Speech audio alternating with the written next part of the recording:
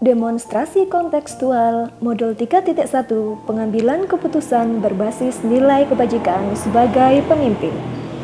Assalamualaikum warahmatullahi wabarakatuh. Saya Aris Wulandari SPD JGP Angkatan 5 Malang.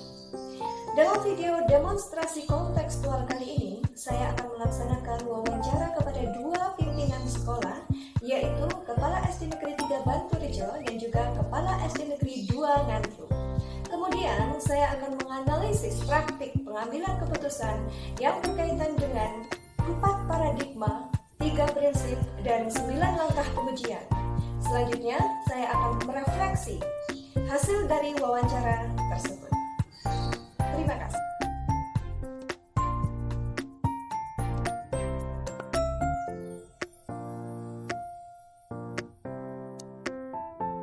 Assalamualaikum warahmatullahi wabarakatuh. Waalaikumsalam warahmatullahi wabarakatuh. Selamat pagi Bu Lili. Ya, selamat pagi Bu Aris. Bagaimana kabarnya Bu hari ini? Alhamdulillah, baik, sehat. Bu Aris sendiri? Alhamdulillah sehat juga Bu. Alhamdulillah. Terima kasih Bu sudah menyempatkan waktu untuk membantu saya dalam tugas saya mewawancarai kepala sekolah dalam modul pengambilan keputusan untuk supervisi. Iya. Langsung saja nih Bu. Iya, monggo. Pertanyaan pertama, bagaimana Ibu dapat mengidentifikasi kasus-kasus yang merupakan dilema etika atau bujukan moral? Yang pertama yaitu kami akan mengidentifikasi kasus-kasus tersebut dan mendalami kontennya. Kemudian apabila dalam menangani kasus tersebut saya mengalami kebingungan di antara dua keputusan yang sama benar, maka itu dinamakan dengan dilema etika. Dan juga bila dalam mengambil keputusan tersebut ada dua keputusan antara kedua keputusan yang merupakan dua pilihan benar dan salah, itu adalah bujukan moral. Ya, baik. Sesuai yang Ibu sampaikan tadi, yang sama-sama benar berarti dilema etika. Ya. Nah, dalam kasus tersebut Bu, bagaimana Ibu menjalankan pengambilan keputusan di sekolah Ibu? Iya, terima kasih. Saya akan mencoba. Langkahnya yaitu kami atau saya akan mengumpulkan berbagai macam informasi dari warga sekolah atau dari teman-teman sekolah, kemudian untuk menimbang mana yang dampak positifnya dari dua keputusan yang diragukan itu. Oke, terima kasih. Nah, pasti dalam memutuskan atau mengambil itu pasti ada langkah-langkah atau prosedurnya. Iya. Nah, bagaimana prosedur yang selama ini Ibu jalani dalam memutuskan dilema etika? Iya. Yang saya laksanakan dalam mengambil keputusan yaitu mengenali atau mengidentifikasi nilai-nilai yang bertentangan dulu. Kemudian yang kedua, menentukan siapa yang terkait di dalamnya. Kemudian mengumpulkan data atau informasi sebagai bahan pertimbangan dengan menimbangkan dampak dari yang akan terjadi, baru kita mengambil keputusan. Ya, baik, sangat detail sekali ya Bu ya. Ya, terima kasih, itulah Nah, kemungkinan. dari hal tersebut Bu, hal apa yang dianggap efektif dalam pengambilan keputusan dilema etika? Efektif. Ya. Hal yang efektif yaitu manajemen risiko, tanggung jawab, serta dampak terhadap murid, serta nilai-nilai yang baik yang terkandung di dalamnya. Itu. Oke. Berarti ada kepentingan murid di dalamnya. Iya, ya? pasti. Ya. Karena kita profesinya untuk bekerjanya berfokus pada murid. Wah, luar biasa Bu. Nah, dalam pengambilan tersebut Bu, apa tantangan yang dialami Bu Lili sendiri di sekolah Ibu dalam pengambilan keputusan tersebut? Tantangannya, waduh, tantangannya yaitu dalam mengambil keputusan kita harus berani mengambil resiko dari keputusan tersebut. Kemudian juga kita harus menerima kritik dari keputusan yang belum diambil. Kemudian juga kita merefleksikan dengan keputusan tersebut dampaknya ke depannya bagaimana. Ya, gitu. Gitu. Dalam pengambilan tersebut pasti kita dituntut untuk sekali jalan, sekali waktu itu juga, di tempat itu juga, atau Ibu memiliki jadwal tertentu atau prosedur-prosedur yang Ibu miliki dalam pengambilan keputusan. Iya, betul.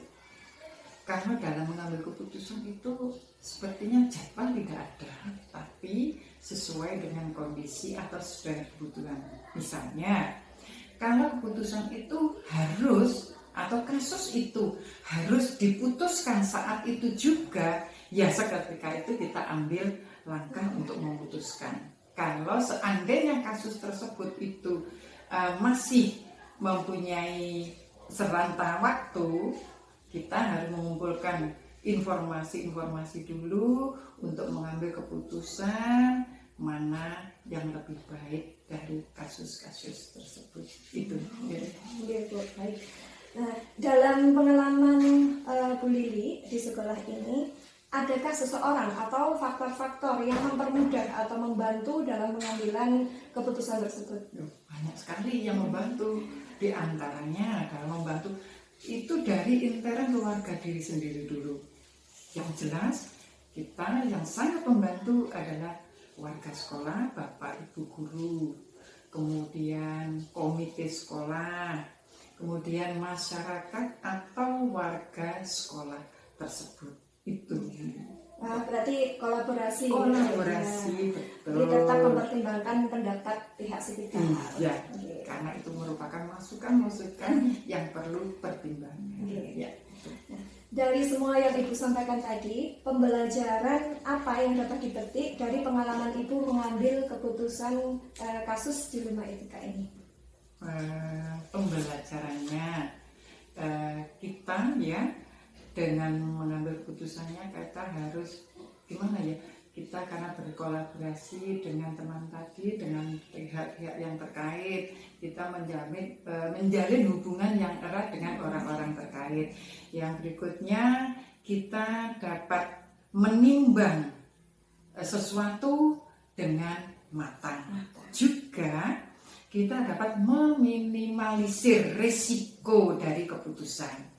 Yang berikutnya juga kita dapat mempertanggungjawabkan keputusan-keputusan yang telah kita buat tadi.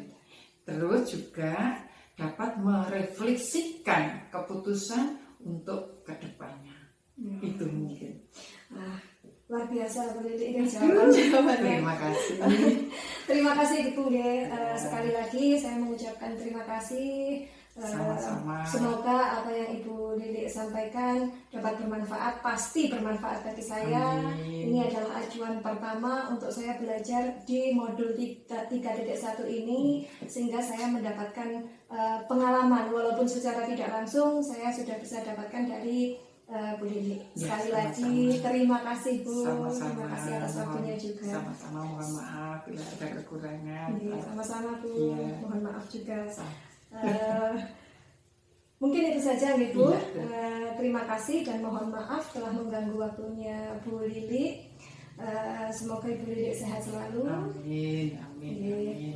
Wassalamualaikum warahmatullahi wabarakatuh. Waalaikumsalam warahmatullahi wabarakatuh.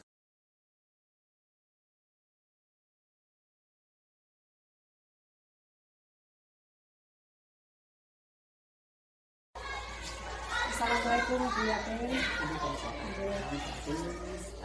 Bagaimana kabarnya Bu? Alhamdulillah. Gimana sebaliknya kabarnya bagus? Alhamdulillah Bu, saya sehat. Mohon maaf, saya minta waktunya sebentar untuk bertanya tentang tugas seperti saya tentang cara pengambilan keputusan. Langsung saja nih Bu, pertanyaan pertama. Bagaimana Ibu dapat mengidentifikasi kasus-kasus yang merupakan dilema etika atau bujukan moral? Kami biasanya dengan memperhatikan sebuah kasus tersebut bernilai benar atau salah. Yang kedua, bagaimana Ibu menjalankan pengambilan keputusan di sekolah Ibu, terutama kasus dilema etika? Kami biasanya memilih ya, salah satu yang lebih banyak dampak positifnya kepada pendidik. Jadi mempertimbangkan dampak positifnya ya, di antara dua pilihan yang lebih bagus, lebih baik. Berikutnya Bu, langkah-langkah atau prosedur apa yang biasa dilakukan selama ini dalam kasus dilema etika ini? Sebelumnya kami biasanya menganalisa dulu masalahnya, kasusnya. Kemudian setelah menganalisa kasus tersebut, kami musyawarahkan bersama teman-teman, baru kami mengambil keputusan. Ya, berarti tetap kolaborasi gitu, ya, mempertimbangkan pendapat pihak sekitar. Dari situ Bu, hal-hal yang dianggap efektif dalam pengambilan keputusan dilema etika itu apa Bu? Kami condong dengan melakukan restitusi atau coaching. Itu sepertinya lebih efektif. Ya. Kemudian tantangan, setiap kegiatan ataupun bahkan keputusan pasti ada tantangan. Nah, selama ini tantangan dalam pengambilan keputusan itu apa? Memang tidak mudah ya untuk mengambil keputusan ini. Kami yang merasa tantangan bagi kami ya, itu kadang merasa bimbang karena dua-duanya itu tidak mudah ya untuk menentukan ya. Kami bimbang antara rasa kemanusiaan dan menerapkan aturan yang berlaku. Jadi harus yang mana dulu atau yang bagaimana dulu. Jadi menjadi pertimbangan yang pelik kadang-kadang, jadi tantangan bagi kami. Berarti perasaan ragu dalam diri ya, itu tantangan yang besar. Tapi selama ini ada solusi kan? Insya Allah pasti kita pecahkan bersama. Berikutnya dalam pengambilan keputusan, apakah langsung diambil keputusan saat itu juga atau Ibu memiliki jadwal tertentu dengan prosedur yang Ibu miliki selama ini? Begini, kami biasanya tidak langsung di tempat itu. Kami butuh waktu untuk memikirkan, menganalisa, ya, menata pikiran, menata hati. Ya. Kami selalu berkoordinasi dengan teman-teman, baru juga dengan melakukan supervisi secara berkala. Ya, adanya supervisi. Dari semuanya Bu, apakah ada seseorang atau faktor-faktor yang mempermudah atau membantu dalam pengambilan keputusan tersebut? Sangat banyak faktor, terutama masukan positif dari teman-teman ya, yang sangat membantu kami ya, Bapak Ibu guru ya, masukan-masukan yang selalu memotivasi kami ya, membantu kami untuk menentukan pengambilan keputusan tersebut. Tapi kolaborasinya tetap dipertahankan dalam pengambilan keputusan ini. Luar biasa. Tidak bisa kita harus sendiri, kita butuh kolaborasi. Dari semua yang disampaikan Bu, pembelajaran apa yang dapat dipetik dari pengalaman Ibu dalam pengambilan keputusan kasus-kasus dilema etika ini? Dari semua hal tersebut yang telah disampaikan ya, saya belajar menjadi lebih dewasa, lebih lapang dada, lebih menghargai sesama, menghargai teman ya. Juga karena tidak manusia ini tidak ada yang sempurna, pasti kita punya kekurangan dan kelebihan masing-masing. Saya kira itu ya. Sangat jelas Ibu detail yang jenengan sampaikan. Terima kasih Bu, sekali lagi terima kasih atas waktu yang telah diberikan. Semoga Bu Yatin sehat selalu. Amin. Terima kasih, itu yang bisa kami sampaikan. Mungkin ada kurangnya ya, kami mohon maaf ya seterusnya. Kami jadi banyak belajar Bu tentang pengambilan keputusan. Ini bekal kami untuk kedepannya dalam belajar dalam JGT ini. Terima kasih Bu. Sama-sama. Wassalamualaikum. Waalaikumsalam. Analisis hasil wawancara. Hal menarik yang muncul dari wawancara yaitu 1. Kolaborasi sangat diutamakan dalam pengambilan keputusan. 2. Mempertimbangkan dampak terhadap murid. 3. Mempertimbangkan 2 nilai kebaikan.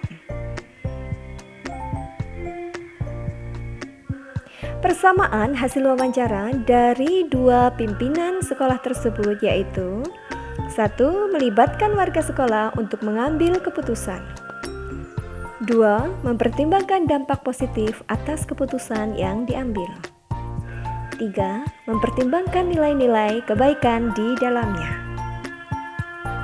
Sementara itu, letak perbedaan adalah pada bagian hal-hal yang dianggap efektif dalam pengambilan keputusan. Yang pertama, mempertimbangkan resiko, tanggung jawab, dampak terhadap murid. Yang kedua, lebih memilih seketika restitusi dan coaching. Hal yang menonjol pada salah satu kepala sekolah adalah dalam wawancara bersama kepala sekolah yang pertama, yaitu pada langkah-langkah dalam pengambilan keputusan berkaitan dengan 9 pengambilan keputusan di modul 3.1 ini. Meski tidak lengkap, namun secara tersirat telah begitu matang. Jika dikaitkan dengan 4 paradigma, 3 prinsip, 2 pimpinan tersebut sudah mengimplementasikannya. Terbukti mereka mempertimbangkan nilai kebajikan dan dampak dari pengambilan keputusan.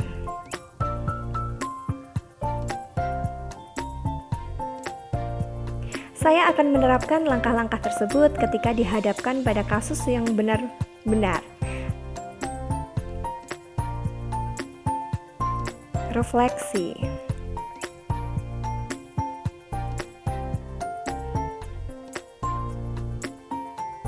Salam dan bahagia. Terima kasih.